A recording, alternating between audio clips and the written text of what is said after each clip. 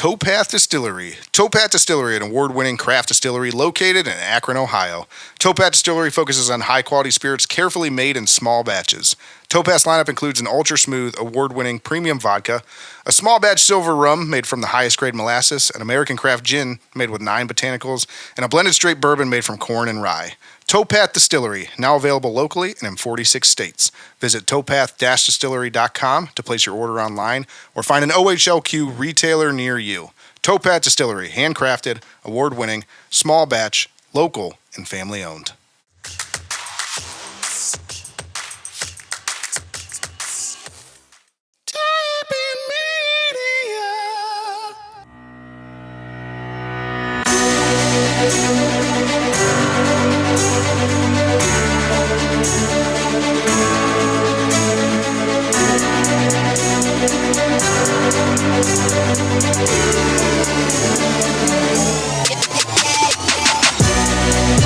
It's time for the Burning River Sportscast. 2 weeks of the preseason have come and gone. The King of the Munchkins made his NFL debut, and he was neither an entertainer nor a player. He was, if anything, boringly efficient? Stellar? No. Competent? Sure. Was it enough to end the quarterback competition? Apparently so, as Grandpa Joe will take center stage week 1 against the Kentucky Kitty Cats. In other news, the Browns continue to be a haven for those with the most questionable of backgrounds. Welcome to Cleveland, a place where character doesn't matter, rap sheets are lauded, and mugshots are as commonplace as trading cards. And yet no one wonders why this team can't escape its own shadow. We'll break it all down for you next on the Burning River Sportscast. I don't think anyone wants to have wet dreams here. Act like you've ever run a podcast before. Yeah. One time we went undefeated in the regular season. Yeah. No, we didn't. What's the date today? The 18th of August. Let's never talk about Deshaun Watson again on the program. I love it. You can't say that. What's smaller, Dillon Gabriel or Kenny Pickett's hands? Yeah. It's close. Bottom line, it was pretty funny because it was like I don't think that means what you think it means. The preseason season that doesn't suck.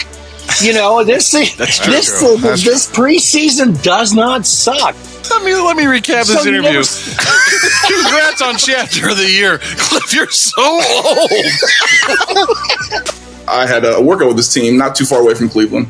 And they were asking me to run a 40. I'm literally in my 7th year. I have 6 years of film. You know what I mean? And I'm like, if you guys need me to run a 40, you need to probably look at the rest of the defense. You know what I mean? The newest official member of the show and former Cleveland Browns defensive tackle Big John Hughes has agreed to put on the pads one more time and light Kenny Thunder up. Light him up.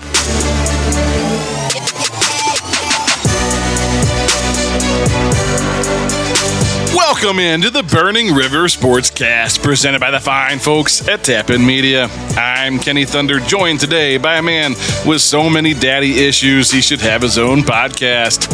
I do. He's Red Hot Ronnie Jams.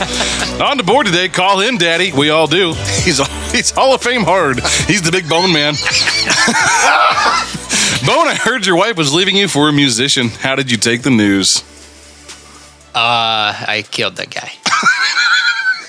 Killed the Russell guy. Dickerson is dead. You killed Russell Dickerson? Oh, no, it was a great show. Yeah, fantastic concert. So you accept her leaving you for him? Yeah, she handed me the camera, and I was all about it. I'm like, this is a great moment. All right, well, back to Red Hot. Where can the listeners find the dopest dope they ever heard on a podcast, #1 ranked football podcast, and all the good pods, as well as the unofficial podcast of Cleveland Browns backers everywhere. And the official podcast of some Cleveland Browns backers somewhere. Yeah. You can find our podcast wherever you get your podcasts. We're talking Apple Podcasts, Spotify, Stitcher, Amazon Music, YouTube Music, Pandora, iHeartRadio, Podcast Castro, Good Pods, we're your #1 ranked football podcast, and so many more. And don't forget to subscribe on YouTube. The only place you can find our video podcast, and check us out on Facebook, Instagram, and TikTok. Our handle for all those socials is @Burning River Sportscast, and we are on X as well with the handle @Burning River Pod. And while you're at it, check out our merch, www.thetapinmedia.com/shop. That's what backslash shop. We actually have some new stuff. Come on now, it's too early in the show for that. We have some new stuff in the shop. Derailed. We've got the 2025. Whatever they're saying. Yeah, we got those. Burning River Sportscast T-shirt. Yeah. Yep. We got the Quarterbacks Rooms T-shirt. Yeah, we got lots of T-shirts. Go get them. More T-shirts. Go get them. All kinds of stuff in there. But on today's show, this is what you can look forward to. We got a message from a new show regular. We're recapping the second preseason game against the Eagles and our first look at Dillon Gabriel in the orange and brown. We'll talk about the Browns' newly named starting quarterback, discuss a few things around the league, chat with the Browns backers chapter of the year, and our defensive correspondent and staple of the show, John Hughes. And of course, we'll preview this week's preseason matchup against the LA Rams. Jam-packed agenda. Yeah. So remember, Browns fans, individually, we are one drop. Together, we're an entire river. And we're about to light that river on fire because we are the Burning River Sportscast. Now let's kick things off by reminding you to call the Burning River Sportscast hotline. That's right. Don't forget to call the hot take hotline. So here's the thing.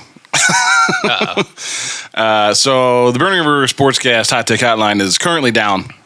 What'd you do? For maintenance. What did you do? So here's the thing. I was frauded. You got frauded? I got frauded. By whom? And so, long story short, our payment card on the frauded card was rejected. They were so disappointed when they frauded you. They were like, there's no money here. There's no money there. I run a podcast. Yeah. There's no money in that account. So the 14 people listening to us are like, yeah, there's probably not any money in there. Yeah, no money. No money. Played all day. Lots of money. No money. No people. So anyway, I had to update said payment information, and now we're trying to, in lieu of things, our number has been suspended. So we're trying to recover it. We don't know if we're able to. Yeah, we're working on that. So we'll either have it up and running soon for hot takes, or we may just come at you with a new number soon. We'll yet to be determined. Yeah, so depends on the Godfathers at Google. So don't call the Burning River Sportscast hot take hotline. You get a busy message. That's all you get. It's just like old school, like no one's there. No one's there. We don't want hot takes. We don't want hot takes. We don't want hot takes. We don't want hot this takes. week. We don't have a number. No number. But that'll take us to the Burning River Rundown.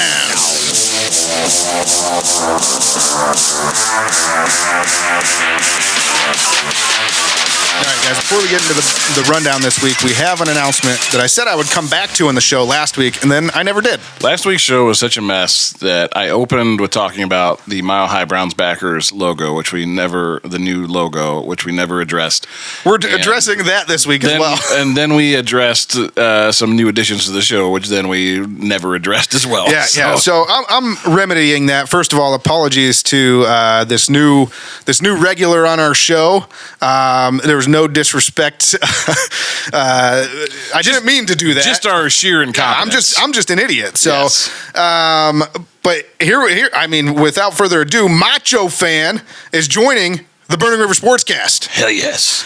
He will be coming at you bi-weekly this week to promo the Browns this year, to promo the Browns games, and he actually has a message for you right now. Right now.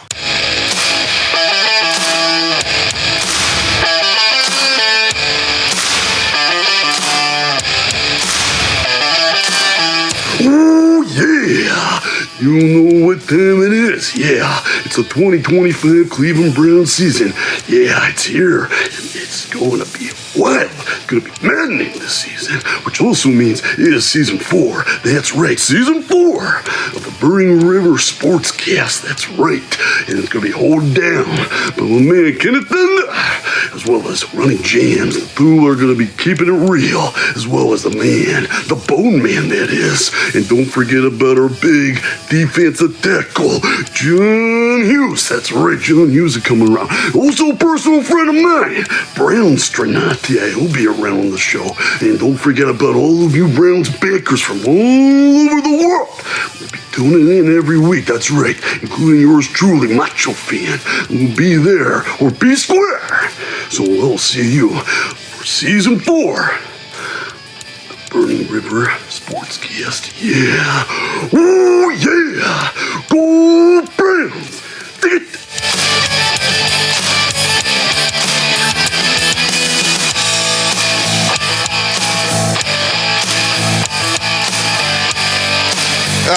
between him and Brownstronot, we're starting to become, last year we talked about like the convention that all the super fans go to. Like, is there a convention you guys go to and get together and talk about Browns? Like, we're it. We're it. It's the Burning River Sportscast. This is the super fan convention. This is where they congregate. We're like a cosplay dream. Something like wet that. dream. So, Yeah. I don't think anyone wants to have wet dreams here, but Do they want to have wet dreams anywhere? probably not. You're right. The best place for that to happen would be at home. You can change your underpants. Insightful. We really screwed the pooch on this, though, because then literally in the announcement Brownstronot made, he also welcomed Macho Fan. Yeah. So the cat was kind of already out of the bag. Thanks, Now Brownstronot. it's officially out of the bag. Again, just our sheer incompetence. Thanks, Brownstronot. You beat us to it because we made a mistake. Act like you've ever run a podcast before. Yeah, we haven't. But with that, let's get into the preseason week 2 recap. Game against the Eagles. Browns actually, it was mostly backups, but their Browns actually looked better than I thought they would. Are we good, or is this? No, just we're the not good. preseason? Let's not get ahead. That's not what I'm saying. I'm just saying, like, we actually might have more depth than I thought we did. Because even though the Eagles also played mostly their backups, they're the defending Super Bowl champs. So you need to. You said it last week. You have to have a deep team to win the Super Bowl. We expected the level of competition to be better, even though we were playing backups. Yeah. And we actually played fairly well against him, which was won again. Yeah, whatever that means. Whatever that. I does mean, for you. you never want to be preseason champions, but one time we went undefeated in the regular season. Yeah. No, we didn't. In the preseason, Not in the regular and then we went defeated in the regular season. Yeah, 100% defeated. Yeah. Yeah. Good old Hugh Jackson. Yeah. I wonder what he's doing now. Should we get him on the show? Probably not. No, I've heard he probably doesn't like us. I've heard he's kind of not somebody you want on the show. But I don't know. I mean, look, as far as where I've been with the Browns, not expecting a whole lot, very low expectations. Like, I've been pleasantly surprised with where the preseason is at so far. I haven't seen a lot of like screw ups. Obviously, we've seen Kevin Stefanski try and lateral the ball in the backfield a few times, which is just unnecessary anytime, especially in just the a preseason. staple of the offense. Like, that's what we do. Yeah, like we run laterals like teams run like power right. Like it's just it is the offense. Are you forgetting the one time it worked this past game? I saw it in a highlight. I think we got like a 15-yard gain. If that's like your over, Cheers, Kevin. if that's your like, we run this 40 times because one time we might get 15 yards. Time it worked. Like, it didn't even work. It got 15 yards. Like, that's not, like, to me, that's not working. If you get a touchdown, that works. If it's going for 15 yards and that's the risk reward you're going for, Gadget plays. it's a bad job out of you. But no, with this, so again, the big story of the game was Dillon Gabriel. Obviously, we got our first look at Dillon Gabriel in a Browns uniform. He went 13 of 18. 143 yards, 0 touchdowns, 1 interception, 1 fumble lost. You actually kind of summed it up pretty well in your opening. I don't really have to talk too much about it. The only thing that I'll add is the turnovers. Like, the turnovers were not good. Yeah, I mean, but he's a rookie, so I think he was efficient. He made a lot of completions. It's almost like I'm almost like, do I have a bone to pick with the Cleveland media? Because look, I wasn't a huge Dillon Gabriel fan coming out of the Still draft. not, to be honest and with still not a huge fan. But obviously, I hope he plays well because he's a Brown. Yeah. But pretty much every report unilaterally out of camp was like that this guy is not even deserving of an NFL jersey. And like he was fine. How do you think Darryl Ryder's feeling right now? He was so adequate. It actually is more of an indictment on like how bad Deshaun Watson was last year that he still couldn't run this offense. Like Dillon Gabriel, a 5'7" rookie, like that had 0 expectations. I like how he just messed with his He height. gets shorter and shorter. Like, that's the one thing. Like, the media looks bad for talking him down so much, but we will not. Like, we're always going to make fun of how. I'm never going to let that go. Yeah. And I'm not tall, but it's still he's shorter than me. But that would put him at 5'7", right? He was plainly adequate. I don't know that he showed the same kind of poise and calm feet under pressure that Shador did. I still think Shador had a better debut. To me, he was like check down king. And it wasn't that he was inaccurate or anything. It just There's nothing wrong with that when you're a rookie. You take what you can get. He absolutely played the game of take what the defense gets me, which is what the quarterback position does most of the time, right? Like, Tom Brady made a career out of it. Yeah, so that can change game to game too. So and so again, like, was it the best performance? No, but like, and he had the turnovers. He kind of stuck in the pocket a few times and took a few sacks that he probably shouldn't have taken. But overall, like, I didn't leave that game going like, oh geez, like if this guy ever plays, like we're in big trouble. No, I was like, he looks to me right now like a guy that can make a career as a backup in the NFL. Absolutely. And if that's his ceiling or his floor, like, I don't know, he's not the worst quarterback I've ever seen. So. No. And the way that I kind of look at this quarterback competition from here on out, and obviously now Joe's been named the starter, which we all expected a little bit, is I kind of look at Dillon Gabriel as he's like a Honda Civic. Like it could be like a good, solid family sedan. If you soup it up and add some turbos, like it could have some merit. Like could win some races. Where like Shador is like this really shiny, sleek sports car, but you're not really sure what's under the hood. It could be a 4-cylinder. It looks good, but yeah, it looks great. It's got a lot of promising attributes, but we're still not sure exactly like can it win a race. I like this analogy. That's kind of where I'm at with the quarterbers right now. Yeah, I like that. Did you come up with that on your own? Yeah. And Joe's obviously like a McLaren, right? Well, yeah, but an old McLaren, it doesn't run as well. Joe is a Ford Tempo. He is just very reliable. Yeah, I like that. What's Kenny Pickett? Kenny Pickett shouldn't be in the NFL. Kenny Pickett should be. What's the car that everybody like an old? Pinto. I was gonna say like he's a Pinto. He should be a garbage man, but that would be demeaning to garbage men.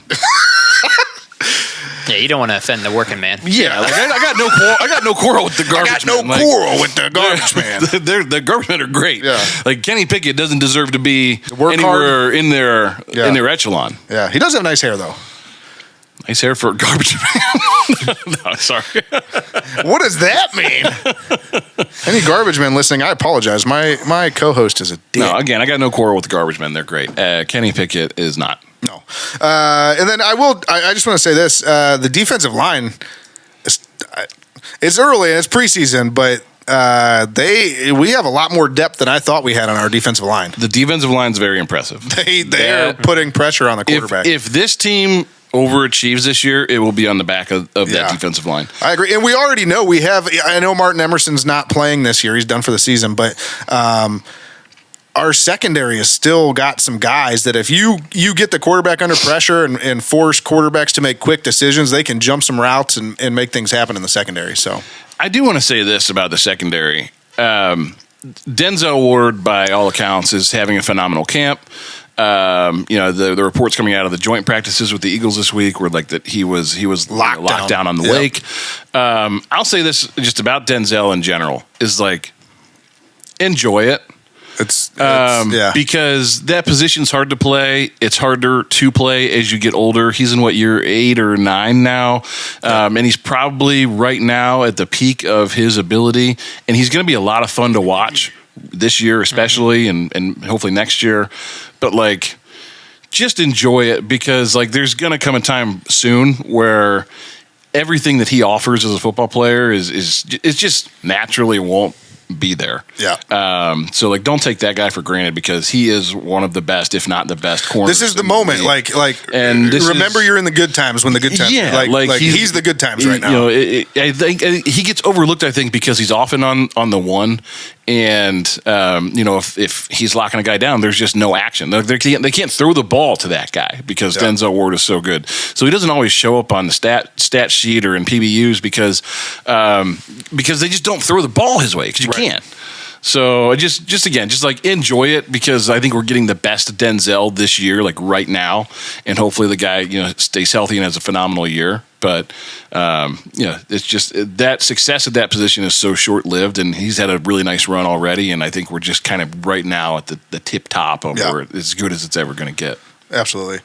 And so just in this game in general, guys, did anybody stand out to you? We'll start with Bone. Anybody stand out to you in the preseason game? Honestly, I was driving during the game. I watched a highlight reel. So you they were, didn't you show were at Dickerson. Yeah, they didn't show a lot of Dickerson bad plays. It was all good. It seemed like the running backs ran well. I don't know, like Pierre Strong had a couple good highlights, and You stole my thunder. He's thunder. I had Pierre Strong, 13 Okay. carries for 89 yards. He had a long of 54. So he showed burst, and we've been saying this for a couple of years now. Pierre Strong, when he gets north and south, like that guy runs. The problem with Pierre Strong is he still has ball security questions. Well, yeah. Every time he gets meaningful carries, like meaningful work, Yeah. he puts the ball on the ground. Honestly, that might have also been with all the Quinshawn Gabriel as well, Judkins but- and Jerome Ford and Nick Chubb leaving and everything else, like Pierre Strong kind of got lost in the shuffle. Like nobody's really talking about him, but he came out and had a decent game. So Yeah, look, we've been asking for more Pierre Strong ever since he showed up in Cleveland. So, I don't know. We'll see this year what we get. I don't think we will because we got two rookies now. We'll talk about Quinshawn Judkins in a second. But Yeah. The guy for me, honestly, is Jamari Thrash. I was really impressed with just the way he moves on the field. I think he's hopefully got it sticks this decent year. blocking He's chops. He camp caught champion last year. a few passes and looks really fast. Yeah. So I think that's something that this Browns team needs is somebody that can, get underneath, fight for yardage, that can be a mix it up kind of guy. I think Jerry Jeudy's going to have a great season, especially early on with Joe. But I'm counting on a guy like Jamari Thrash maybe showing up and being that, solid, second option. Yeah. Yeah, I mean, I hope so. Last year he was, in camp he was the guy. Like everybody's talking about Thrash, and then he came out and didn't do anything during the race. He didn't really play that much, did he? We didn't see a lot of him, no. Yeah, so. Yeah. But yeah, next up here, Quinshawn Judkins, I mentioned him a minute ago. Current reports are conflicting. You kind of mentioned this last week, and then once his case got kind of postponed, most people reported pretty much immediately that he's going to join the team soon. And that's still, I think that's still the prevailing thought. But then you started seeing other reports creep up this week, even more so that, now they might wait until the full investigation by the NFL is done.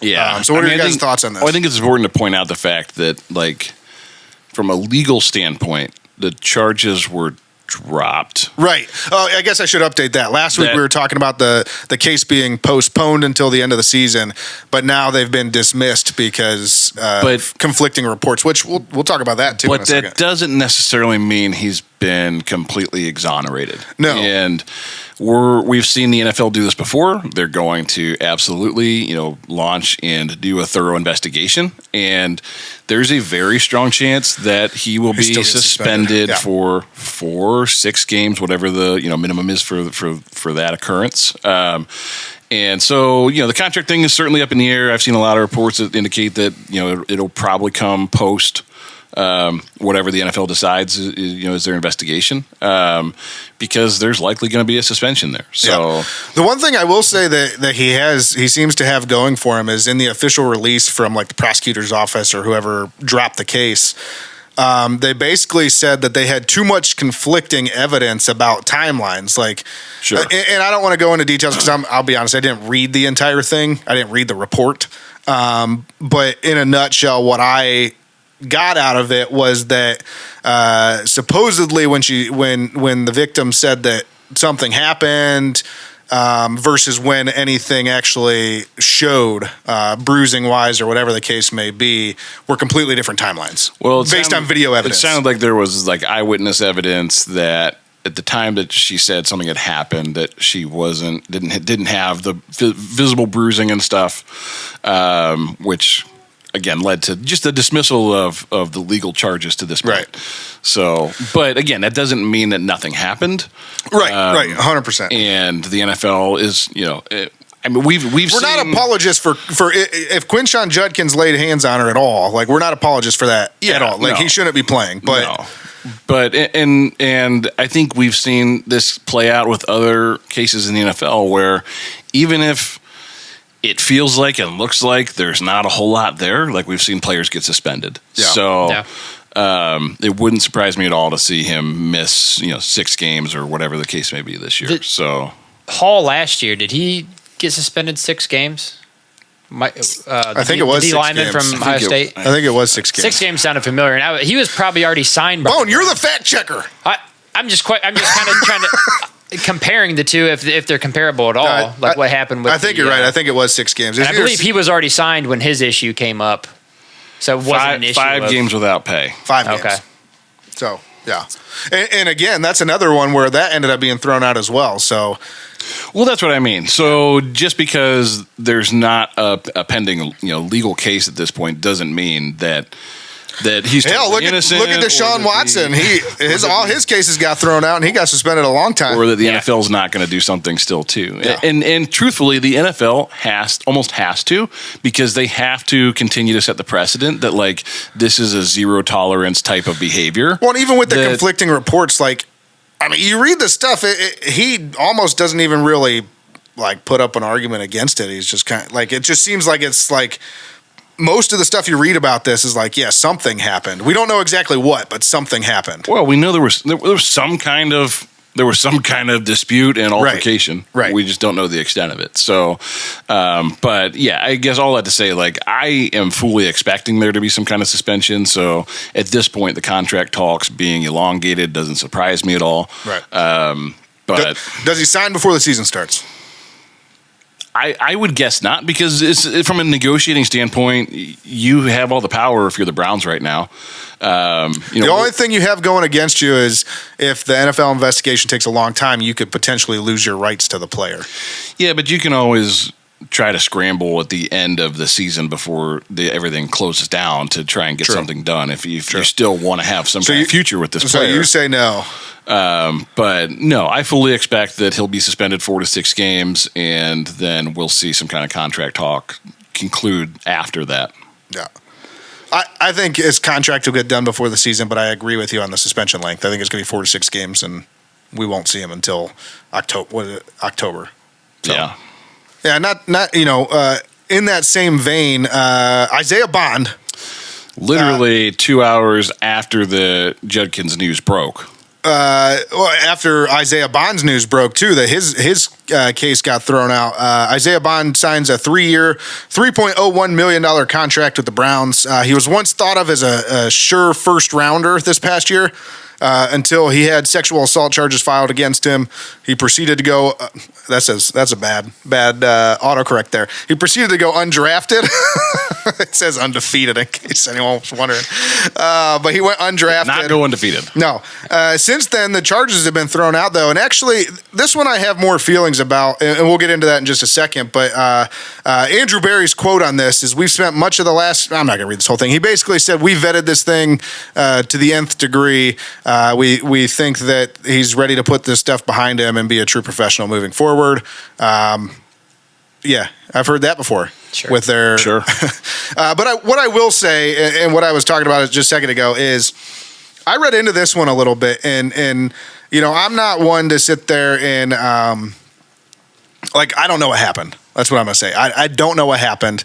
So I'm not going to say that the victim is lying or anything like that. But this is one of the few cases where I've seen he immediately filed counter charges. Was like, no, this girl's been, she's been trying to exploit me for months and months. And I have text messages and everything else showing that she's trying to get money out of me and kind of put me on the spot here and threaten my career. So he countersued her, and I don't really know where that went, but the fact that he took those steps, that's what everybody asked Deshaun Watson to do, right? Because if they're lying, why aren't you countersuing? Yeah. So, not to say he didn't do it. I'm just saying, to me, that's a step you take if you really, really believe you're innocent. You say, no, I'm also going to sue you for my reputation. Look, he had a great year last year. Is a tremendous athlete. Ran, I think, a 4.39 at the combine. And according to him, he can run much faster. Yeah. It's still, though, a bad look for the Browns. 100%. It is absolutely. It is a tone-deaf move to continue to try to find talent. Look, I'm all for finding talent in unexpected places, or trying to pick guys off the scrap heap and give them a second chance, those type. you can do that to an extent. And I don't expect my NFL franchise to be full of choir boys. Like, these are young men. They have a lot of money. They have big egos. They get into trouble. They do stupid things. Yeah. There still has to be a point where character matters, especially in a locker room, especially with a lot of young guys that you're counting on. This is just another move in a long line of like, how many times are you going to let this burn you? I hope Isaiah Bond is a Hall of Fame talent and he plays 10 or 12 years here and is the next Jerry Rice. It's still just such a bad look for an organization that has put its fan base through Deshaun Watson, Mike Hall, Devin Bush this year, Quinshon Judkins, to immediately go that route again. Yeah. Like, at what point does it stop? And it's not like those moves have paid dividends to the Browns. It's not this has worked in the past and we've found these outrageous talents that have pretty changed much never worked. the course of history for the Cleveland Browns that have made the unassailable difference in turning the franchise around. Yeah. Let me name a few. Maybe Kareem Hunt. Maybe. Yeah. Good. That's another one. Like Yeah. some other ones that just come to mind. Josh Gordon, stuck with him for a long time, didn't do anything for us. Again, I think he was that's a whole different story. That was unfair for Josh Gordon, but that was the rules at the time. Deshaun Watson clearly didn't work out for us. To your point, it just keeps happening over and over again. At what point do you say, okay, we're just going to stay away from this for a while? Like, we're not going to even entertain it. Just you'd still be the Cleveland Browns without Isaiah Bond. Right, and that that was the question I was going to ask is I know we were light on wide receiver. We needed a wide receiver, obviously. Everybody knows that. We're one of the worst wide receiving rooms in the entire league. We got Jerry Jeudy, who's great, and behind that, we don't got much. Nope. So we needed the help, but does this make the Browns better or worse because of the impact on like culture and things like that? You just like it's just the Wild West with the Cleveland Browns. Like, the players probably think they can come in here and do whatever they want. You got Miles going 100 miles an hour. You got Shador going 100 miles an hour. You got Shador going 100 miles an hour. You got guys like Deshaun Watson that have 20 however many allegations out there. It's just bad. And I'll even add Kareem Hunt to that. Like, that's a recent player. Like, he panned out for us. Kareem Hunt was a good player. Yeah. But just the thought process of bringing these guys in over and over again. Like, there's got to be little respect in the locker room for authority. And it has to call into question the decision-making of leadership. And like Kareem Hunt, like, now we're spanning administrations, right? Yeah. So, like, how much of this is top down? Like, Jimmy's just giving him the keys to the castle, saying, like, is that the culture that you want your franchise to be known for? And I think you see other teams maybe take a gamble on a guy, but, like, I don't know. Like, if Quinshon gets suspended and if honestly, there's an NFL investigation for Isaiah Bond, like, does he get suspended? Like, do you have multiple players suspended on your team to start the year? Honestly, the two teams, and I don't know what this says about Ohio, but how many other teams have multiple players suspended for the Bengals? That's what I was going to say. So it's like, it seems like the Bengals and the Browns, I don't know what it is about Ohio, but those are the two teams that seem to invest a lot of money in guys that get into trouble like this. You want a second chance and you want to get paid. Come to Ohio. Yeah. Come to Cleveland. Come to Cleveland. It's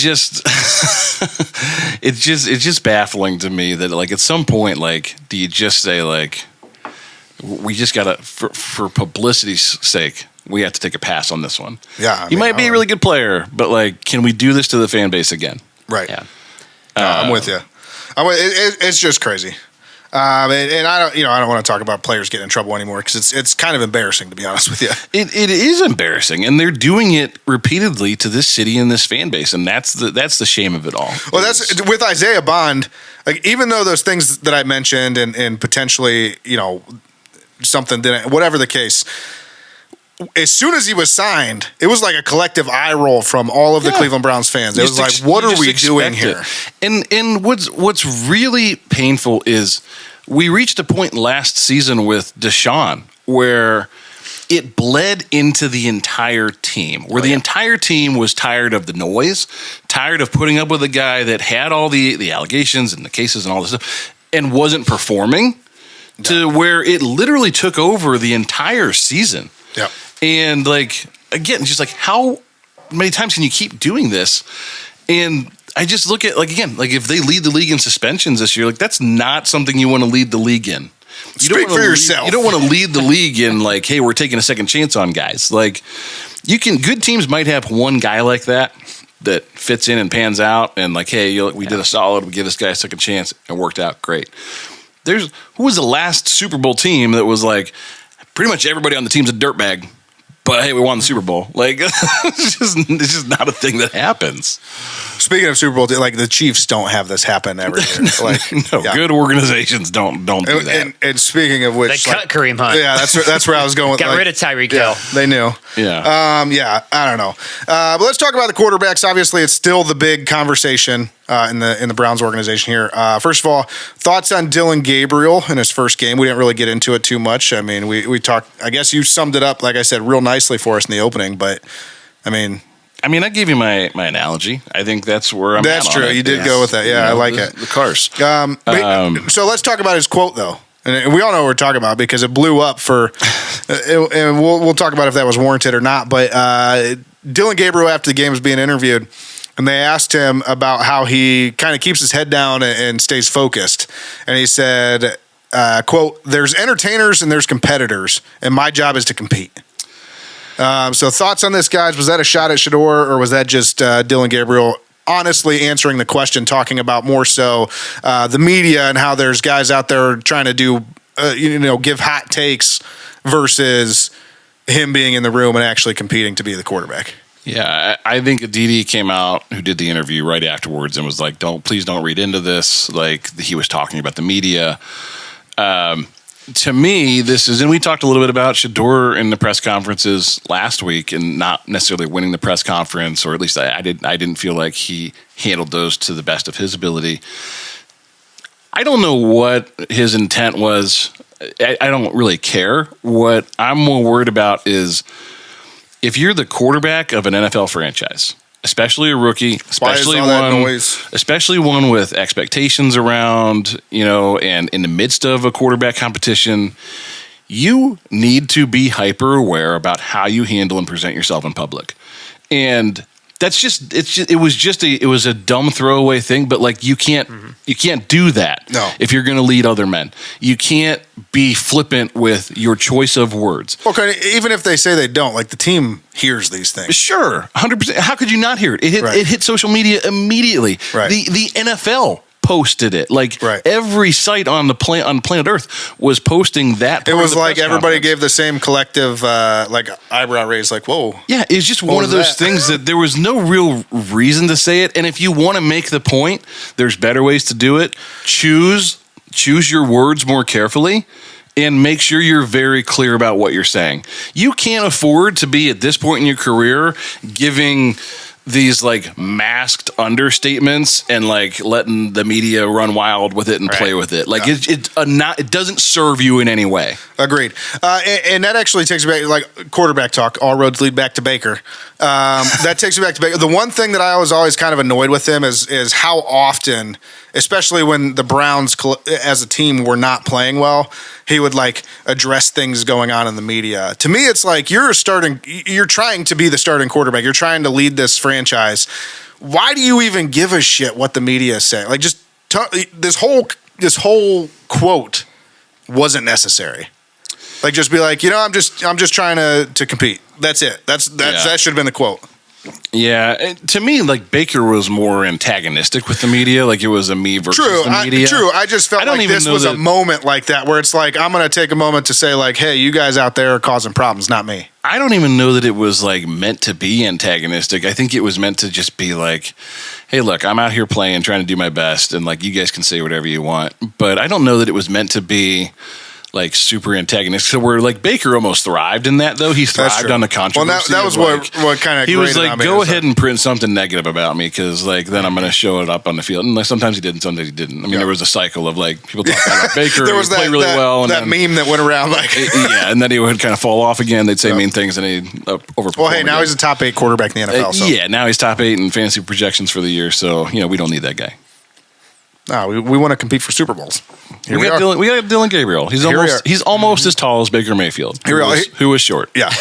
Here's something that I didn't like, though. After the game, Kevin Stefanski, and I quote, Dillon showed a lot of promise out there. He made some solid throws and managed the offense well, but the turnovers are something we'll need to address. Every mistake is a learning opportunity, and I'm confident he'll take this as a teachable moment. He's got the right mindset, and with more reps, I'm excited to see how he continues to improve. Now, on the surface, not a bad quote. It's just like, okay, we're going to keep working with them, whatever. What I don't like about it is the week before, Shedeur Sanders was in there and had a good showing, and you basically were like, couldn't find a single thing. I don't know. We'll check the tape. Yeah. You couldn't find a single thing to say positive about him. Like, he named like 4 good things here. Like, what are you? It continues to show, like, I don't know why they have this thing against Shedeur, and if they don't, and it's like a front, I don't really know what the point of it is. But it seems like at every turn they just talk up Dillon Gabriel and talk down Shedeur Sanders, and it just drives me nuts. And they've done it all off season, right? I mean, go back to the draft, and it was so plain to see. And I know that Andrew Berry and Kevin Stefanski have both like come out and rebutted this and been like, oh well, the timing's not always the same. But like, let's be real. When they drafted Dillon Gabriel, those guys were smiling. And they were like, "Yep, we got it." Oh, that was the worst. And when they drafted Shedeur, they were both like, and his face hit the big screen there at the draft. Both of those guys looked like they'd rather be anywhere else. Yeah. And it continued all offseason, and it's permeated the entire talk track of the offseason because it's like the feeling is so strong that they can't hide it. Yeah. Yeah. I mean, whatever it is that happened, they can't get over it. They can't, and they're stuck with them. And they know it. And it's like, how bad was Shedeur in the interviews? That like. I mean, look, the whole NFL passed on you multiple times, and the guys that are in charge here still don't like you, even though you're performing well. Like, I don't really understand. It's just mind-boggling. Yeah, I don't know. And especially like, Bowen made this point last week, like the circus and everything that everyone was expecting, like hasn't shown up. It's not like Shedeur's got his entourage out at practice every day hooting and hollering. Seems like all his teammates like him. Like Shedeur seems to have handled himself as good as he possibly could have. Like, sure, he had a flashy entrance to his preseason game, like when it wasn't anything insane in my opinion. Well, no, and it wasn't anything more than like when who was it last year when do we play San Francisco and we brought the boombox out and with Martin Emerson and Denzel, like NFL players do stuff like that, right? Like I expect that. Get hyped up for the game. Do it. Like be you. But I just other than that, like Shedeur really has done everything asked of him. And said all the right things to the media for the most part, like tried to, even if it felt disingenuous at the time, he at least has said the right things. So I don't know. I don't know what the friction is between them. All I can hope is that at some point Shedeur is going to get the chance to play again. And just like we all watched Deshaun last year and we all knew it was bad, like let it be undeniable that you're good. Right. And it'll take care of itself. But yeah, I just, to me, again, just breaking down Dillon, Shedeur, I just didn't think Dillon had the same necessarily command of the offense and the same poise in the pocket. And let's not forget, I know Carolina's not as good as the Eagles, but Carolina also played some of their starters. Yeah, look, I think the competition level was about on par for both games. And, I just don't think he had the it, which is one of those things that's hard to explain. Like it's that player mentality of like, do you have the instincts and the ability to lead and win? Whereas Shedeur kind of exudes that. And Dillon he looks again like a career backup kind of guy that like he's competent in stretches, and I don't know that his ceiling is that high. Right. So that's the rookies, though.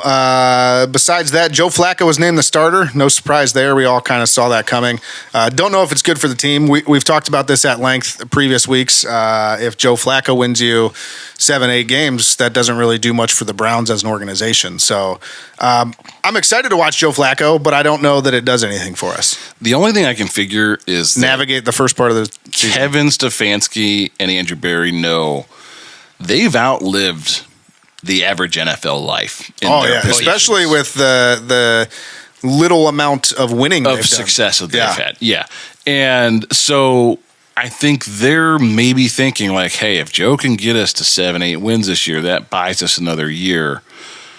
And we'll deal with it then. We'll deal with whatever it is then. Because they can all say they're not thinking about that, but they're definitely thinking about They that. got to be. I mean, your job, and like, how long's Kevin been? What is this? You're 7, 8? Like, it's Something like been that. a minute. You know, like Longest coach we've had. yeah. I mean, that doesn't happen. And you know what? To their credit, the Browns' credit overall. Look, That came out wrong. I don't Longest get, coach we've He's a long guy.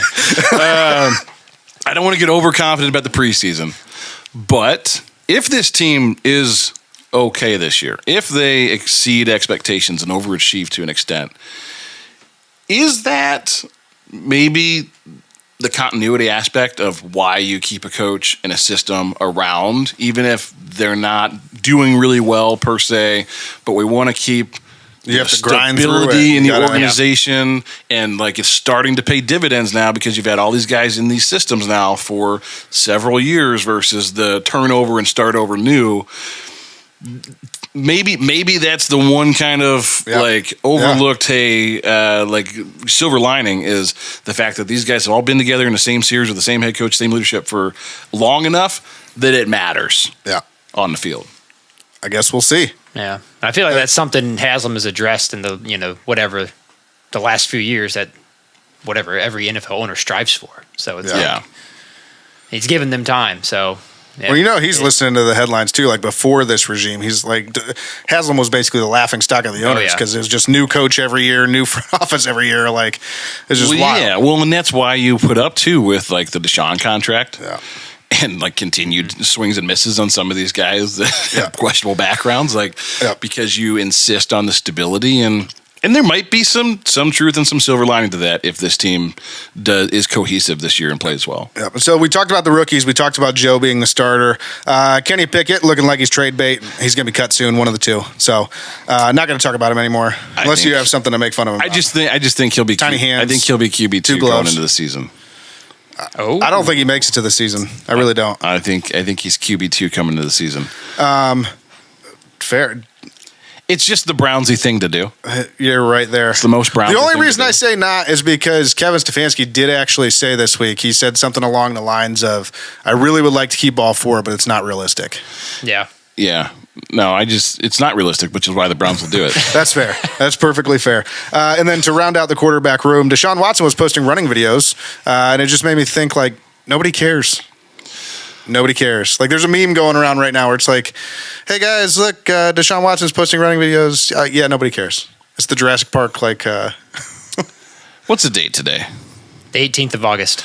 Let's never talk about Deshaun Watson again on the program. I love it. Let's just... I'm in. We're never going to bring his name up ever What if he again. ends up playing for him again? We won't talk about it. We'll just skip over that. Just Are we going to do like a countdown, like day 21 of not talking about Deshaun Watson?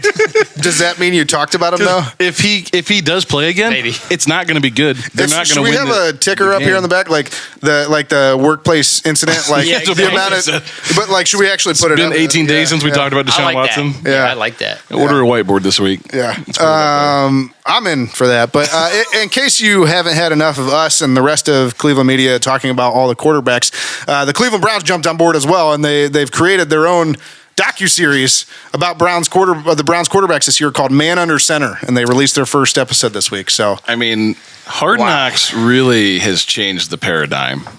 isn't it crazy? We just talked about this before the show. Like, everybody complains about having to be on Hard Knocks. Yep. Yet it seems like every it's this NFL huge team this year. distraction. It seems like every NFL team this year is coming up with their own show that they're putting out, or their own docuseries that they're putting out about part of their team. Yeah. I mean, I know the Chiefs have, what is it, the Kingdom or whatever it's called. Like the Chiefs have theirs. Well, so we've talked about this just off air, just in general, that like documentary style television is the desire for that, and the watchable, consumable content hours of that is at an all-time high. Yeah. Oh, yeah. So sports documentaries, they're like the second highest documentary platform. Literally, they did Hard Knocks on the Browns when we were terrible, and like everybody watched it. Was widely watched.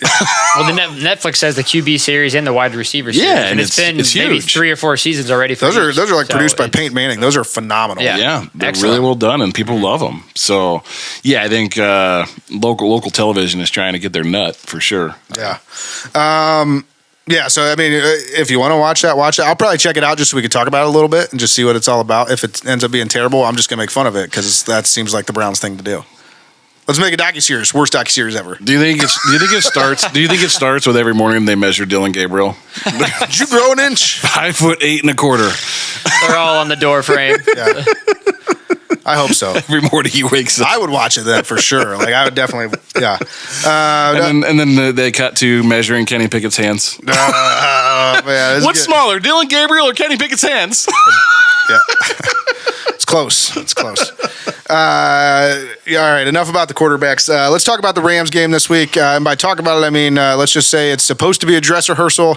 They might get a quarter. I'm guessing they'll probably only get like a series or two. Who's your guys' player to watch this week now that you know that the starters are in play for, at least some of the starters are in play for a series or two? Kenny, we'll start with you. I'm going to go with Kevin Stefanski. Oh, fair. But since you said that, actually, I forgot something earlier, and I wanted to ask you guys: did you see Kevin Stefanski? We'll come back to you. Did you see Kevin Stefanski when Sirianni iced the kicker? And he was so mad that they iced the kicker in a preseason game before the half. And I thought it was hilarious because I wanted to jump through the TV and say, Kevin Stefanski, this is why he's a Super Bowl winning coach and you're not. Yeah. Because Sirianni realized that Kevin Stefanski was kind of giving him some attitude on the sideline. It looked like he got kind of heated and started yelling stuff at him. Yeah, look, I mean, those are the reasons I love the preseason, like that kind of junk. Sorry, go on with your Kevin Stefanski. You reminded me, and I had, me, I have to get it out before I forget it again. So. No, I'm interested to see Kevin Stefanski. I mean, obviously it's still preseason, so you expect things to be pretty vanilla. But I'm interested to see Joe under center in like a dress rehearsal type scenario. See what we're calling, see what's coming out, and interested to see Kevin Stefanski transition this team now. Which I think it was really good. It was smart that they named Joe the starter this week, to get it out of the way, because it's been kind of this like hanging over everyone's head, even though we all knew quarterback competition, whatever. But to start to build some cohesion going into the season, so that guys know who their leader is, guys know who to look to, and so to just kind of see that all come together.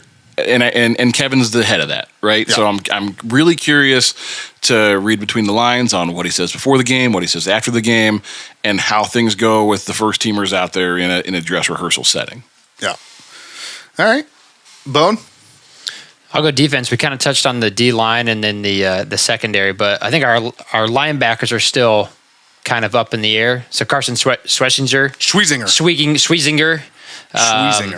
I'll nail that last name. Like Schweizy, but it's Schweisinger. Eventually. I've also heard Schweizinger. So yeah, and am I mistaken? And is he going to be calling the defense?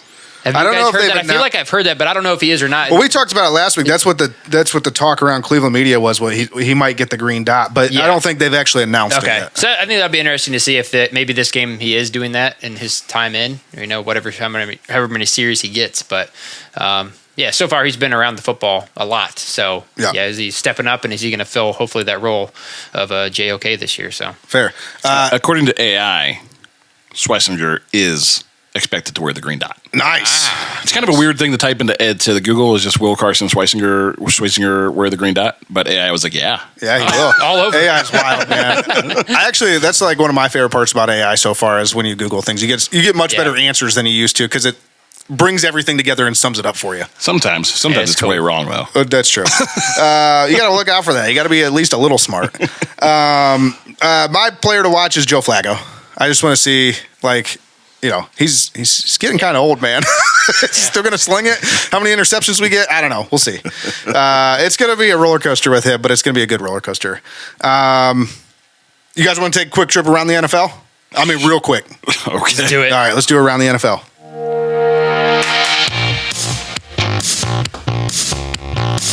All right, like I said, the trip around the NFL is quick this week.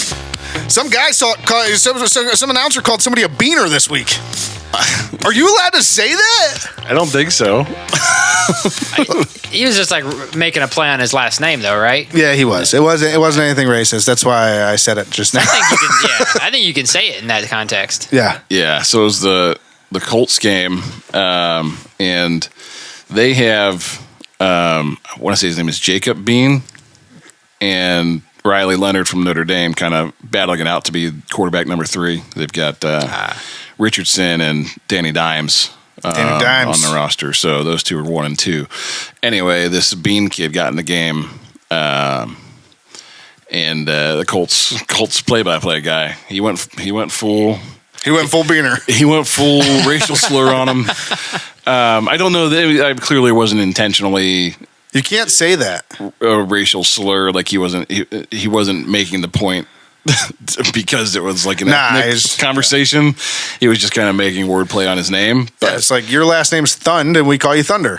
He did indeed say Beaner on television. Just not a good look. You can't a couple of times. Like, you should. It's one of those words you should just avoid in general. Yeah, and like again, we know he didn't mean anything by it, but you should avoid that. The context wasn't intended to be racist at all. He was just trying to be fun, I think. But yeah, I don't think you can say that anymore. I think the connotation. The Colts were probably thrilled.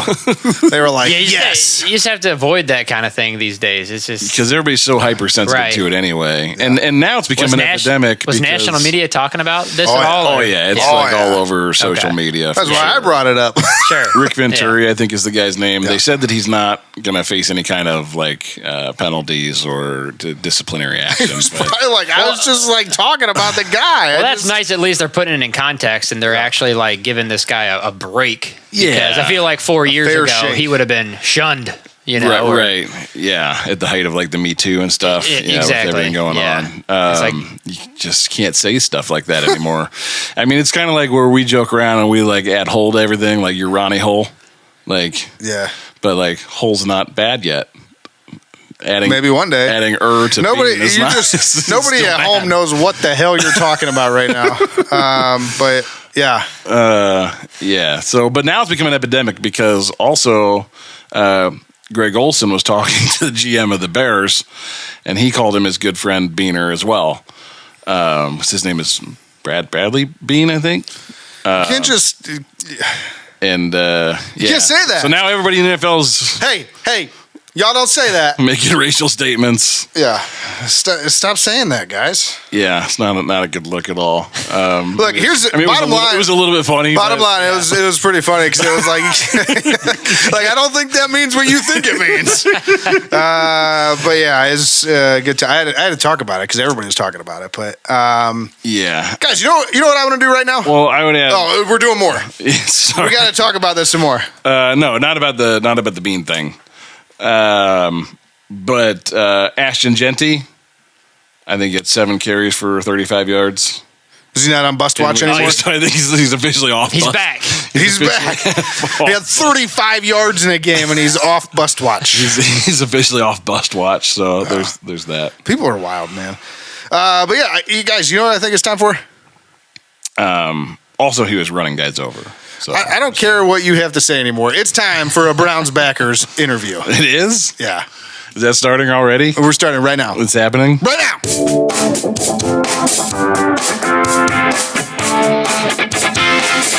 Powered by Riverside FM.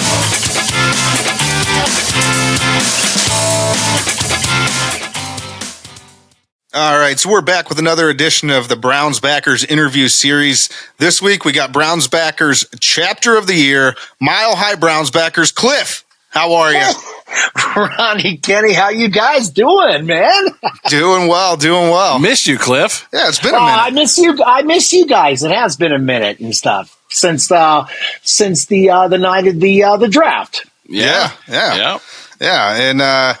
And the draft didn't turn out anything like we thought it would. We covered the first, maybe next year or the year after we got to start just covering every round because that's where the fireworks happen. We stuck with the first round. It was terrible. Yeah. I'm not sure how terrible it was. I think we got a guy that'll be part of the Browns for the next 10 years. I just meant it wasn't that exciting for us. Okay, it wasn't. It wasn't Baker Mayfield territory. No. So, but no, how does it feel to be the reigning, defending, undisputed chapter of the year?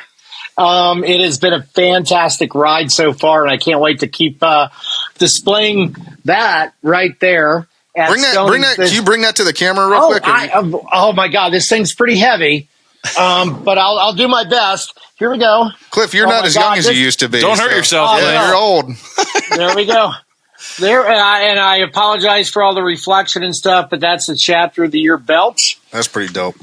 Yeah, that doesn't suck. That's for sure. Cliff, do you take that off? Do you take that and put it on at night and just wear it around your house? I just got that in case this past weekend. So before that, yes, just went to bed with it every night. Yeah. Now, We've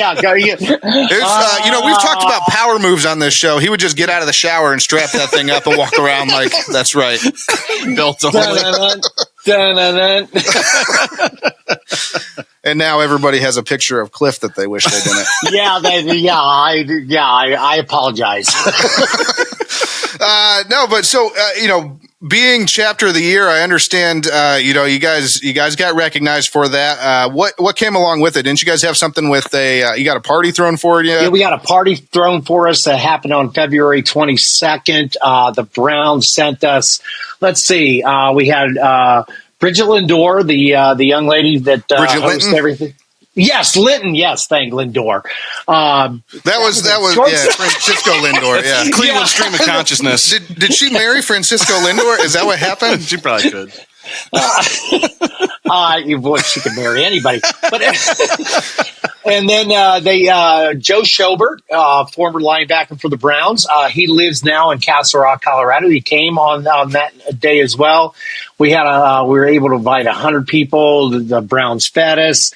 Got an opportunity to meet Joe. We talked, and people got things, and it was just a fantastic night. And a great way to celebrate a night in February here at a Mile High. Yeah, for sure. And so, speaking of events too, I understand you guys had another event this past weekend. Tell us about that. It was Set the Stage. We had the opportunity to do some redecorating at Stoney's and stuff, and redecorating. Put some banners up. Redecorating, yes. And so we put the new banner up, or your banner, the Burning River Sportscast banner is now hung at Stoney's on the wall where a Browns Backers Worldwide banner used to fly. It's now Burning River Sportscast there. And that is because we are the official podcast of the Mile High Browns Backers, right? It's officially a landmark. Yes, it is now a landmark as well. You're also Pikes Peak Browns Backers of North Jersey, Naples Browns Backers, Annapolis Browns Backers, and the Kent Browns Backers. You're hired.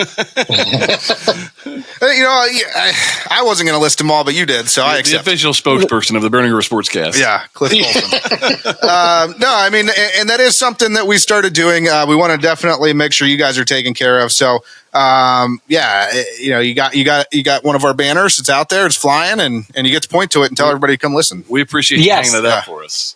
Oh yeah, I appreciate it as well. And you guys are, I look forward to moving forward and making things happen for all of us and stuff. It's gonna be fantastic. I think we've got some great ideas and things are gonna happen and stuff. For sure. And along with our banner, your banner, the chapter of the year banner went up, right? And new logo and everything. Yes, brand new logo. We did something completely different this year with the logo. We threw up some new flags that we had produced by some folks back there in Ohio and stuff. We're We're doing what we can to, we're not going to live on our laurels as chapter of the year. We're just going to make things better and more exciting and a better reason for Browns fans. Now is the moment. You capitalize, pedal to the metal. Oh my God. We're in the preseason season that doesn't suck. This preseason does not suck, and this preseason is so much more exciting than it was last preseason. Last preseason sucked because we knew who our starter was going to be, and this year we know who our starter is going to be, right. And we've got other folks that are going to be behind him when that opportunity presents itself. I will add, we knew who our starter was going to be, and we weren't happy about it. Yeah, so yeah. I know you guys weren't. But I am. No, not this year. Last year. Last year. Last year I knew who our starter was going to be. Yeah. Come on, guys. You know me better. Cliff, I gotta ask about the new logo here. So what's with the pig? The pig. Take a look below the pig and what's happening below there. Notice a prism from a particular great rock and roll classic called Dark Side of the Moon. And so the pig on top of that that's pink. And we named our beer that we get from Sandlot Brewery every year, served exclusively at Stoney's for the Mile High Browns backers and Stoney's. We named it Cleveland Rocks at 5280. And that pig and that prism represents, since every Pink Floyd concert since 1974, that pig has flown over Cleveland Municipal Stadium and flown over here at Mile High Stadium, where I was able to see both of those fly over. So we are looking at that rock and roll theme, but it doesn't include a guitar. I got you. Got it. It's like a subtle nod to the rock and roll theme. Yes, a subtle nod Cliff, to the... I got to tell you, you telling this whole story, and you know how I know you're old? Because I said Pink Floyd? Yeah, like I have no idea what the hell you're talking about. Almost the entire time you're saying that. Yeah. Ronnie, you need to just listen to. It's called Spotify, just or listen to something. I mean, I could actually sing you some Pink Floyd, but I don't go that deep where I know like what his flag. Like I don't. Let me recap this interview. Congrats on chapter of the year, Cliff. You're so old. Hey, it was opportunity and longevity and wisdom that got us the chapter of the year. Yeah, see, I love it. There's a reason. But no, Cliff, let's change gears here a little bit. With the season upon us, we are very, very close to the regular season finally starting. What do you think is going to happen with our Brownies this year? Holy cow. Joe Flacco is our starter. That's all there is to it. And if we can come out 3-3 with Flacco as our starter, then by God, we ride Flacco until he gets hurt, until he is just throwing too many damn interceptions. But I see a possibility that we could come out and start 3-3. One thing's for certain, I can guarantee you that one of those two things that you just mentioned is going to happen. Either he's going to throw too many interceptions or he's going to get hurt, because I cannot remember the last time we didn't start at least two quarterbacks in a season. That's true. No, like I said, 6 games, and who knows, where we go after 6 games and stuff. You give us 6 games, Joe, and let's see where we go from there. And then obviously, Cliff, after, the story of the offseason, obviously the centered around the quarterbacks, at some point, Joe will, ride off into the sunset. Which of the 2 rookies do you have, either taking over, kind of making himself the leader, and who do you want to see take that mantle? Well, I've got, I'm in Colorado, so, we would love to see Shedeur Sanders be in the eventual starters here, that, to grab what? Couple of 100,000, Colorado fans as Browns fans here, your bar would be just happen if he was the quarterback. Oh yeah, and that's what we experienced at the first preseason game, 75 or 65 fans showed up for our first preseason game and stuff because Shador was starting. Nice. So, that would make a huge difference. But I also, I've also got a little bit of for Dillon Gabriel. Yeah, you love him so much you don't know his name. Yeah. Hey, I'm going last name first. Yeah. It's official. You were going official. Yeah, it's hard because he's got one of those names that could be two last names. Yeah. Yes. Yeah. Oh yeah. Dude's got two first names. He didn't. I like the way he's got some decent pocket presence and how he can step side to side and get past the guy that's 5'11" and a half, how, on the other side of the ball, holding his hands up, how he can get past him and stuff. Yeah. So we're not in a horrible position right now. And I'm confident that the franchise is going to get its stuff together and we're going to move forward. Your lips to God's ears, man. You're feeling optimistic. Yeah. So let me just, this is the last question I have for you. And I didn't prepare you for this, so good luck. Okay. Just pretend you have a crystal ball and you're sitting there at the end of the season looking back. In one word, describe the Cleveland Browns 2025 season. Fun. All right.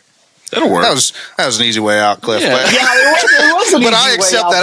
I agree with you. I think it's going to be a lot of fun. So I think this season is going to be so much more fun than last year.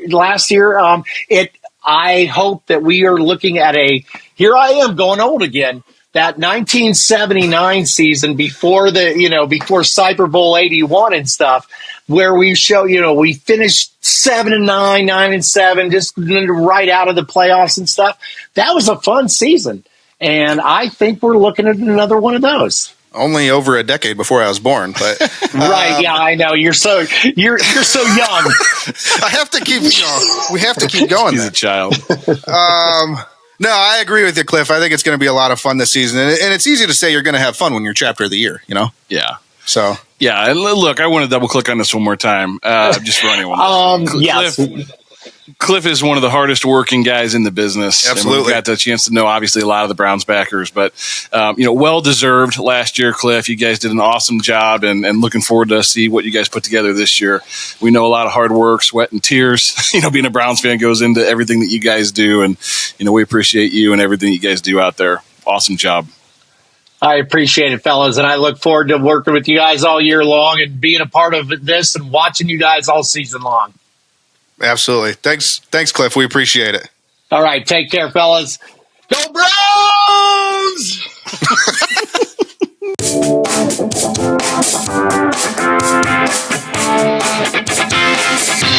Powered by Riverside FM.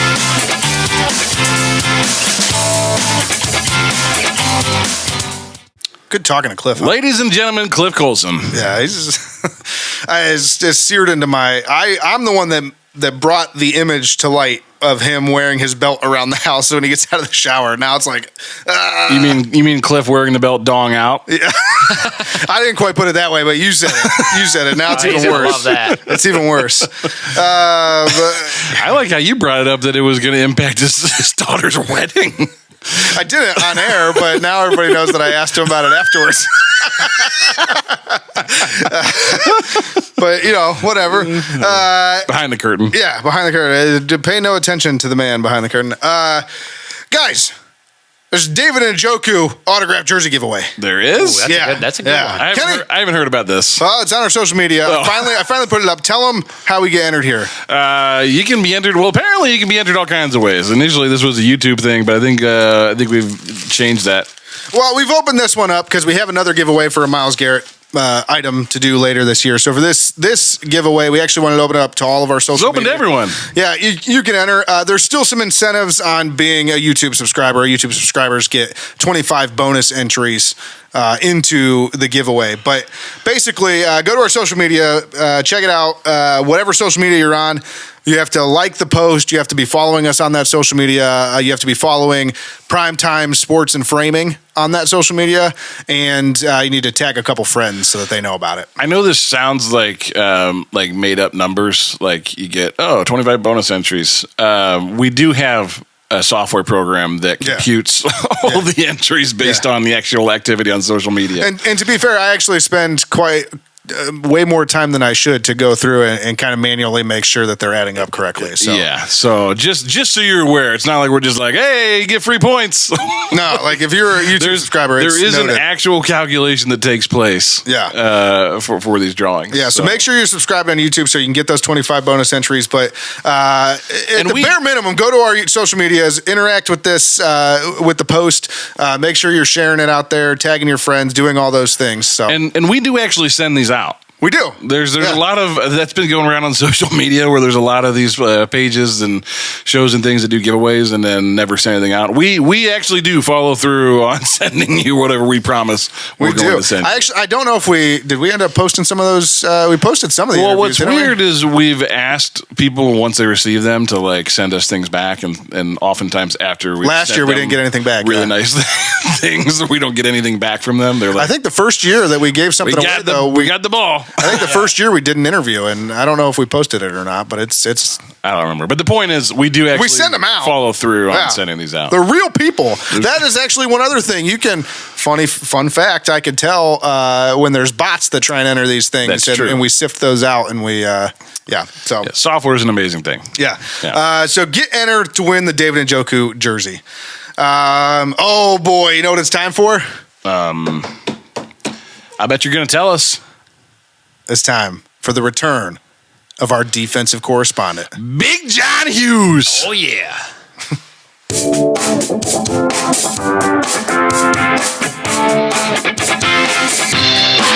Powered by Riverside FM.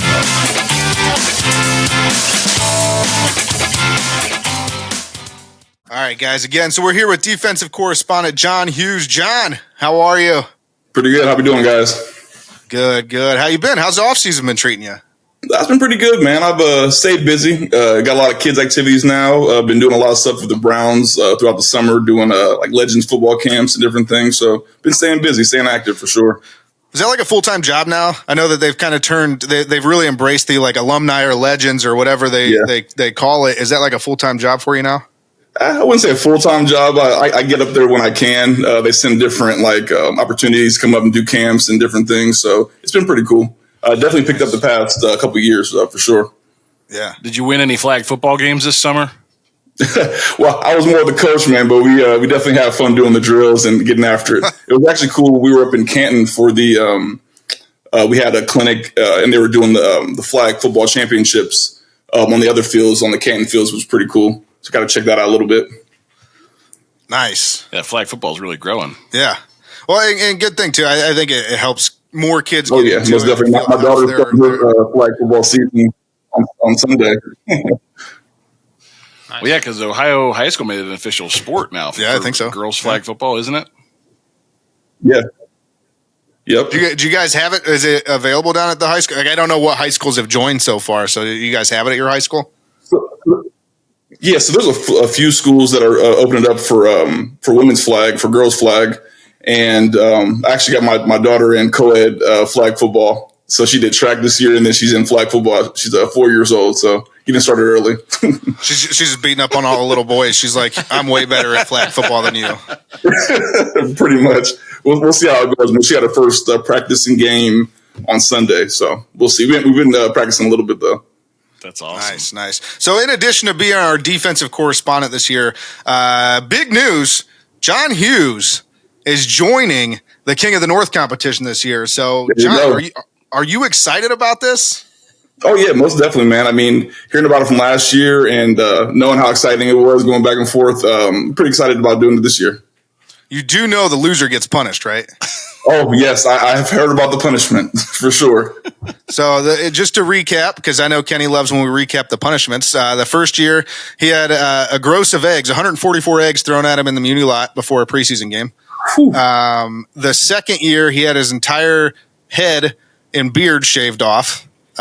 Straight skin. Yeah. I remember the aftermath of that, Yeah. And then this past season, we actually haven't done it yet because logistically what we had chosen for the punishment was a little tough. Still working on it. I know I have floated some ideas to you, John. I don't know. We'll talk. We'll see if you're down for that. But do you have any ideas for punishments for this season? We're going to decide before the season starts, but do you have any ideas? I know we talked about a few, man.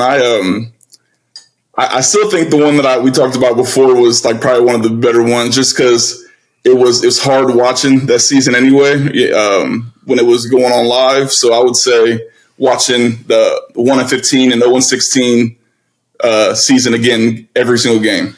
You originally only told me one of them, and now you're telling me both? I figured I had a little spice in that, the 1-15 in there too. Oh, man. So is this like a binge watch? Like we have to force them to sit down and watch the entire thing? Exactly, like it's Netflix, man, to keep it rolling. Yeah, minus commercials, and we have to like come up with like fun ways that they can get out of certain like specific hours. Like you could skip a game if you do this, or you like make it real embarrassing. Yeah, that's fair. That's fair. Nice. John, can you get us access to the All 22 so we can just watch it without the commentary? I'll work on it. So I guess with that idea and that as a potential punishment, Kenny, how would you feel about doing this? Because you've never not lost. Yeah, I mean, that sounds terrible. That might be one of the worst things that's ever happened to me. The worst thing. But no, we're excited to have you, John. It's going to be a lot of fun. We look forward to everybody just kind of talking trash and poking fun at each other all season long. Because usually, at least how it's gone for the most part, is by like midway through the season, somebody's way behind and just trying to catch up. I'm always way behind. I didn't even want to name you this time. You're the one that said it. Yeah, that's somebody's Kenny. But yeah, we're excited about it, and we're glad to have you on as part of King of the North. And speaking of which, our official T-shirt for this year, we'll have to send you one, John. It's just a T-shirt that says Bone. Cast call out. It says Bone and Thunder and Jams and Big John. That's our shirt for this year. So. That's fire. I like that.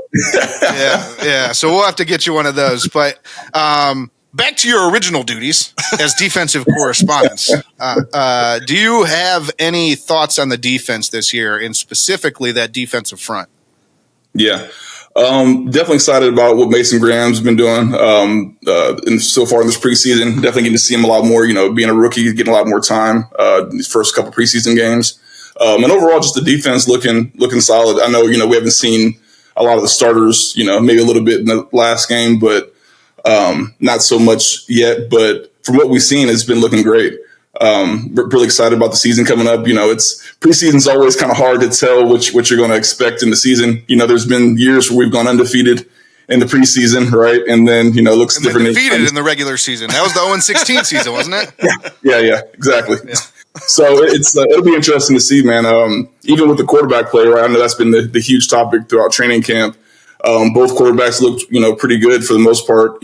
Obviously they named Joe the starter going into the season, which I feel like we all pretty much kind of knew. It was just interesting to hear the back and forth with the other guys. But I think it's going to be interesting watching the rest of this preseason play out. Absolutely. So I would say both quarterbacks afforded themselves pretty well in the preseason games. Do you have, in your mind, do you have a guy that's, number 2 or 2A? We're just throwing Kenny Pickett out here because we just assume he's not going to be with the team. So that's why Kenny says 2A. About that too, yeah. I would say Shedeur, man, just because he was able to get on the board and throw a couple touchdowns. Their stats pretty much looked even, other than the pick. As far as yards and completion. So for sure. I mean, I'm excited about it. The fact that they both actually showed fairly well. Is encouraging. Yeah, they weren't bad. Yeah, I thought somebody. I didn't know who it was going to be, but I thought somebody was going to come out and just play terribly, and they did. Yeah. So. Well, and then you think about rookies in general, right? Like being under the lights, live for the first time against another team. Like I remember my first preseason game, just that first series, just being a blur, right? We played the Lions in Detroit, and I just remember, everything flying. And I actually started that game, and who was the quarterback? I think it was Matt Stafford. Stafford was still there, yeah. So it was really cool for me to go against like ones, in a sense, in my first preseason game. I feel like they do a little bit different shifts now, but ones would play like the first few, at least the first quarter, like the first couple series of first quarter in that first preseason game. So, yeah. Yeah, nice. And I saw your boy Juwan Briggs is starting to show up a little bit too. Oh yeah, most definitely. The Bearcats getting some action for sure, man. He's been looking pretty good in the preseason. He has. I think this past game he actually had like 4 or 5 tackles. I was like, dang, this guy's getting. Oh yeah. Mm-hmm. And so with that being said, I mean, I know obviously you said the defense is looking like it's going to be pretty good. There's obviously the quarterback competition behind Joe Flacco. What are your thoughts on the team this season? How do you think this is going to go, the 2025 campaign? I feel like it's kind of the same answer a little bit what I had last year, but it really depends on how we look in the division, right? You win the division, you can figure it out, right? But I feel like we're going to have a lot of competition, right? Especially at the beginning of that season. I know the first couple games we're going against some contenders, so it'll be interesting to see how we play. I feel like the beginning of the season will tell, obviously, what's going to happen throughout the rest of the seson. Yeah, how we get to these first games. Does Aaron Rodgers in Pittsburgh scare you at all?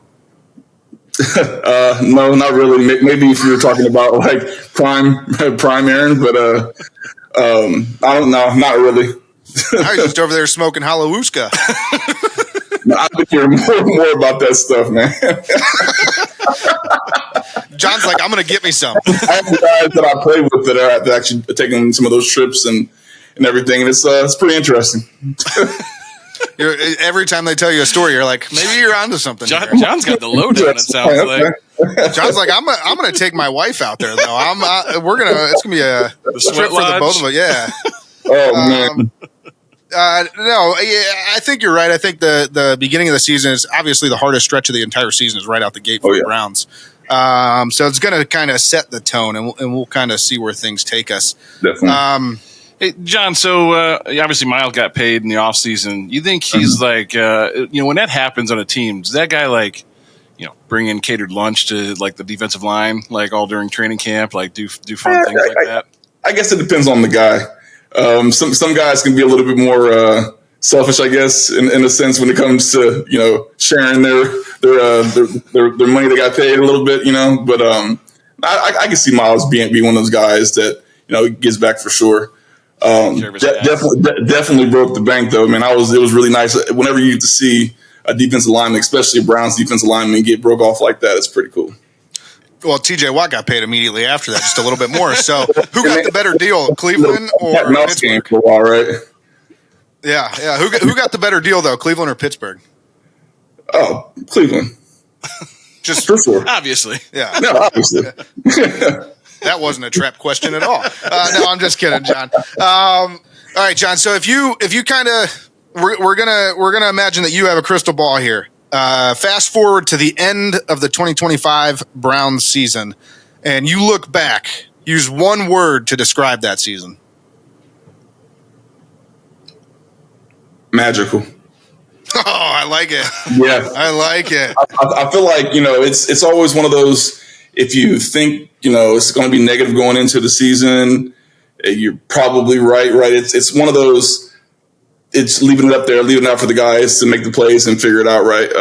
No expectations really, but I feel like we're going to have something happen during the season. We're going to look back kind of like we did during that playoff year when we went. So it does feel a little bit like that, right? Like everybody's kind of sleeping on the Browns. You don't expect a whole lot, but maybe they can surprise some people. Yeah, most definitely. This is a rhetorical question, John. Have you ever played on some bad teams? And I asked that question. Because I was going to say, you were the guy on the team that always came in like, come on, guys, we got this. And the whole team's like, bro, we suck. All right, come on, guys. I know we're down by touchdowns, man. We got time. That guy. Yeah, you were that guy. That's fine. Every team needs that guy. You got to have that guy. No, last question for you here, John. I know that kind of in your life after football, you co-founded or you're a co-owner of King Culture down there where you live. So tell us a little bit about how your business is going. Yeah, man, it's been going great. We've been open for 6 years now. Started in 2019. We actually have 2 locations, one in Gahanna where we started, and another location in Easton. In barbershop. I should have said that. It's barbershop. Yeah. Studio barbershop. We call it a studio because we have cosmetologists and barbers, so we have like a little hybrid model. Yeah. And really, we're very diverse in our haircuts, right? A lot of places you go, they cater to one style, texture of hair.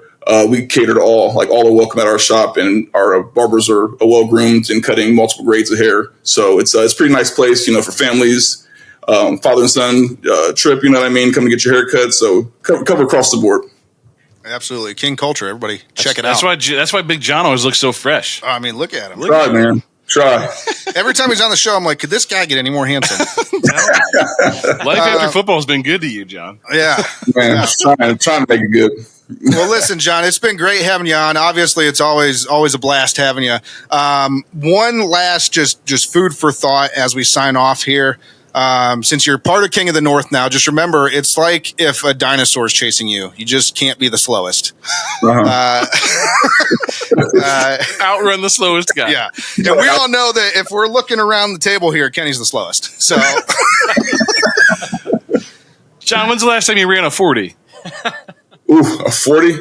I was just outside running with my kids earlier, if that counts. We got to set that competition up. Kenny versus John Hughes in the 40. Hughes in the 40.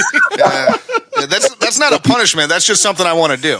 Yeah. It's funny, man. I was doing workouts for teams like towards the end of my career, and I'll leave the team out. But I had a workout with this team not too far away from Cleveland, and they were asking me to run a 40. I'm literally in my 7th year. I have 6 years of film. You know what I mean? And I'm like, if you guys need me to run a 40, you need to probably look at the rest of the defense. You know what I mean? Yeah. Guy didn't like that too much, and needless to say, I didn't make that team. So John Hughes is standing on business. He's like, I ain't running a 40. Running a 40. Yeah. I did that already. I paid my dues. Yeah. But, John, hey, again, wonderful to have you on. We appreciate having you back, and we look forward to having you on a lot this season, especially as you're part of King of the North. So, yep. Appreciate it, fellas.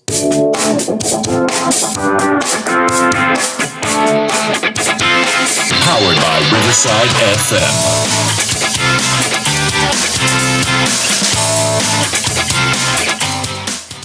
Man, good talking to John, huh? I love talking to John.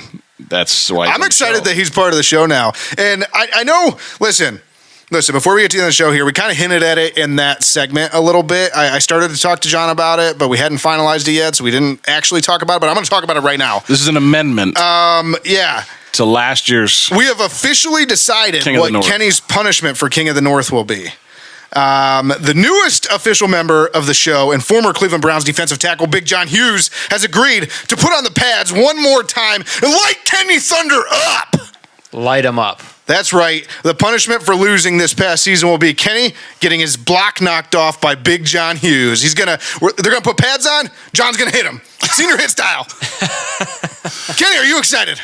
For those of you unfamiliar with Senior Hit Day, that's rite of passage for a long time for high school football teams, that on like the last day of practice, your upperclassmen, your seniors that are leaving the team after 4 years of hard, long service to the organization, would get to pick an underclassman, usually one of the smallest, weakest guys on the team. Anybody they want. Or somebody that they don't like. Or somebody they just had it Or somebody that they do really like, and they're just like, yeah. Yeah.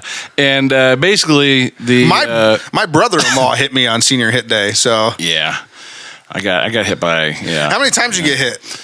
I only got hit by one guy, but it was personal. I got hit once, and it was personal because I was playing his position. He was a senior, and I was a sophomore. Yeah. I got hit 3 times. Mine was the same way because I was like kind of eating into their reps on both football and track, and it was personal. Yeah, I got hit 3 times, and 2 of them were personal because it was underclassmen playing for an upperclassman, and then the last one was my brother-in-law. So, and he could fly, and the kid that hit me, he could fly. He was fast and strong, really built.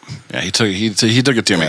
But anyway, for those of you who are unfamiliar, we basically the underclassman or whoever gets picked as the victim in this scenario stands, arms out, isn't allowed to move, just has to be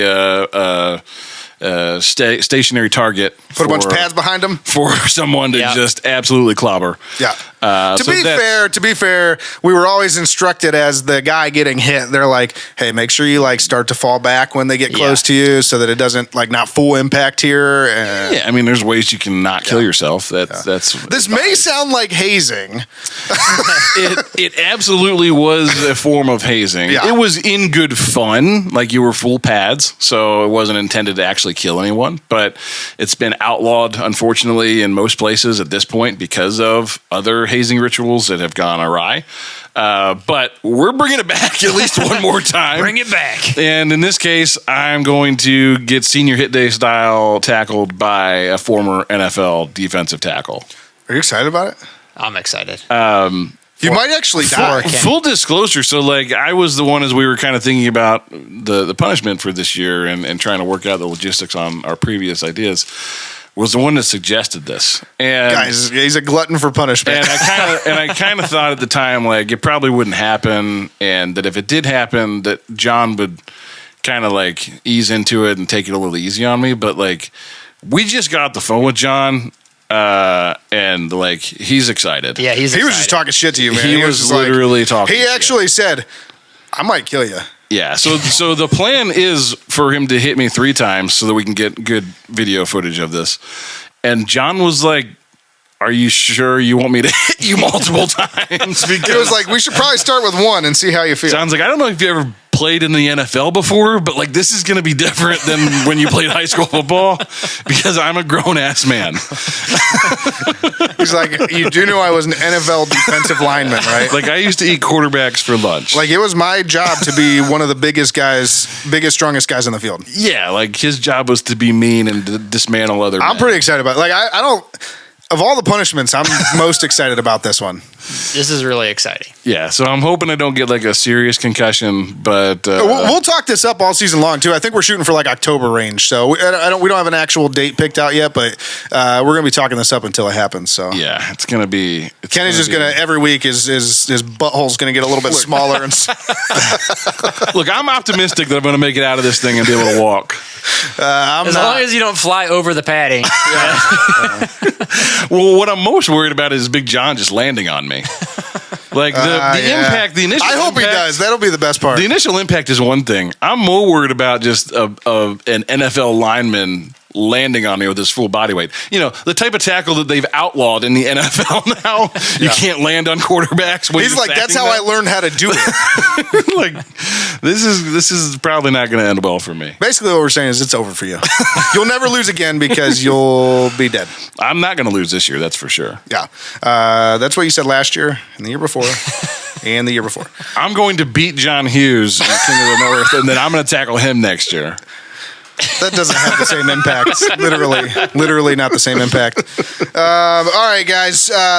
Listen, be sure to check out our gear, www.thetappingmedia.com/shop. Like I said, a bunch of new stuff in there, but that'll do it for us. Kenny, what can we expect next week? Oh, next week we will recap the final preseason game and all things as they are progressing. Cover any roster cuts, Browns news. We will play our version of the schedule game next week, so get excited. Everybody does it when the schedule comes out. We waited until right before the season. Yes, so we're going to make all of our initial predictions and picks for the season next week, so you can look forward to that. And we will turn the page, I can't talk. Exactly. We will turn the page. We will transition with the Browns from preseason to regular season football. Some real meaningful football. I don't know if it's going to be real meaningful, but it's real meaningful. Real football. Yeah. And don't forget to check us out on social media. Tapping Media is on Facebook, Twitter, and Instagram at The Tapping Media. Burning River Sportscast is on Facebook, Instagram, TikTok, and YouTube at Burning River Sportscast. Wait, what did I say? Just keep going. Yeah, at Burning River Sportscast. What did I just say? I'm going to start over. Don't forget to check us out on social media. Tapping Media is on Facebook, Twitter, and Instagram at The Tapping Media. I'm Burning River Sportscast. That's this podcast on Facebook, Instagram, TikTok, and YouTube at Burning River Sportscast, and on X at Burning River Pod. You can find our podcast wherever you get your podcasts. I'm talking Apple Podcasts, Spotify, YouTube Music, Amazon Music, Stitcher, Pandora, iHeartRadio, Podcast Castro, Good Pods, we are number one ranked football podcast, and so many more. Well, another episode in the books, boys. That'll do it for us. Yeah. Well done, guys. How you feel, Bone? As usual, I'm gonna go home and go to sleep. So I'm tired. I'm pretty tired. I'm pretty tired. I think I'll go home now. That should have been Bones. Bon appetit, fellas. From the beginning. I think I'll go home now. Don't be like Bones' bedtime. Don't be a part of the problem. Be the whole damn problem. And only you can prevent river fires. Burning River Sportscast. Burning River Sportscast. Burn it up. What's up? You got a song for us? No, I was just thinking. And I would cruises. Oh, okay.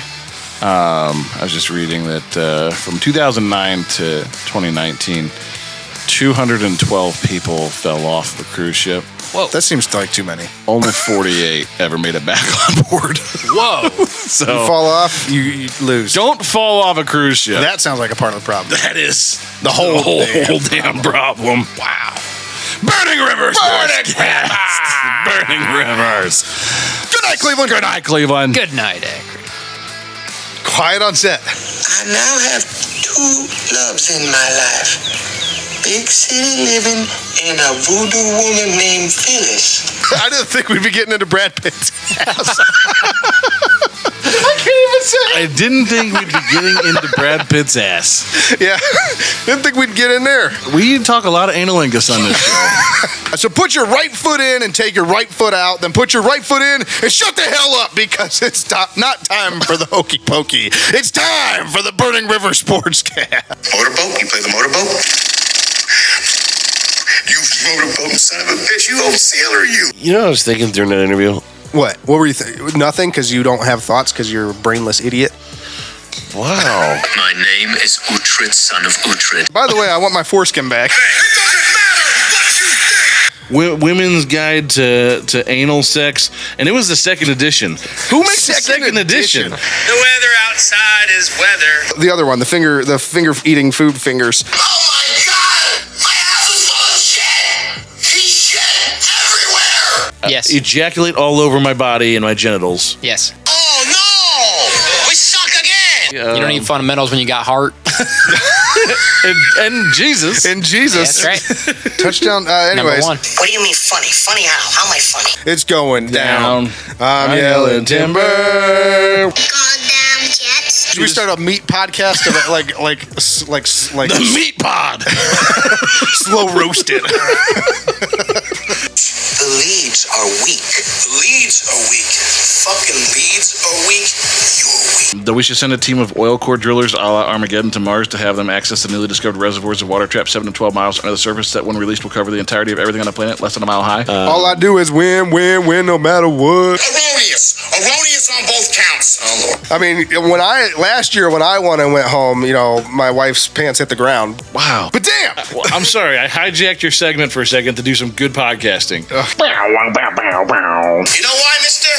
Because you drove a Hyundai to get here tonight. I drove an $80,000 BMW. That's my name. I think we've officially lost all of our more conservative viewers. So I don't think they want to listen any longer. This is just happened? It's Mother Nature. I live my life a quarter mile at a time. Where's Logo Girl when you need her? I desperately want to make love to This cheese We girl. need Cheese Girl now. Down goes Anderson! Down goes Anderson! Who's canceled now? Who's canceled now? Probably me. You making fun of fat people? I'm not. Just you. We're a whole race, basically. No way. You just finger bang their salad. What? You first get shocked, and then you get the shocker. Hey, you like to see homos naked? That's cool, man. Whatever. No. Most people, they're driving along and they're in between meals. They're like, I'm a little hungry. I'm going to have a granola bar. And he's like, I need a cheeseburger. Are you not entertained? Are you not entertained? Is this not why you were here?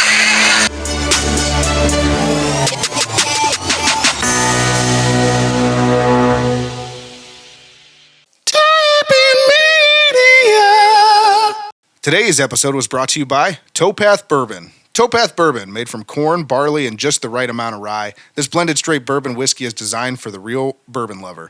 Intense notes of maple, cinnamon, vanilla, and oats hit you up front. Rich and intense, yet balanced all the way through with a strong and lingering finish. Great by itself, on the rocks, or in a Manhattan. Available locally in Northeast Ohio and online in 46 states. Visit towpath-distillery.com